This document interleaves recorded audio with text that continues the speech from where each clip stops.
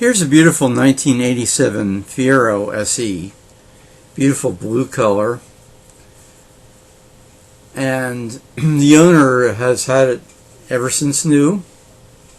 He's made some improvements on the vehicle to make it the car that it could have been straight from the factory. That's the history of Fiero. Started out in 1984 with a 4-cylinder Iron Duke engine with no V6, and eventually the V6 became available, but parts were borrowed from other cars like Corvette. It never really reached its performance potential, and finally the car stopped production by the 1988 model year. But this one is in beautiful shape. I don't know that I've ever seen a better one than this one. It's really, it has the V6, which has 173 cubic inches, 140 horsepower. It's mid-engine, as you can see. Its competition was the Toyota MR2.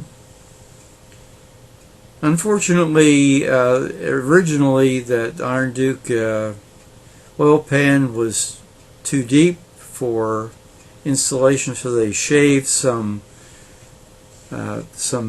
territory off the bottom of that, and as a result, the poor crankcase didn't have enough oil in it.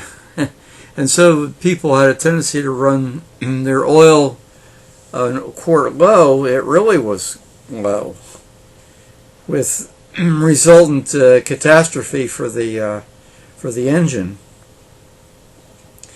So GM shot itself in the foot with the original Fiero. It should have been much better. It could have been much better, but they weren't making any money on the car, and finally, with sales dropping, decided to drop it. The scoops that you saw at the bottom were added. They were evidently used when the Fiero was a pace car in Indy. So it's an interesting car. Too bad that it wasn't given a better start by General Motors.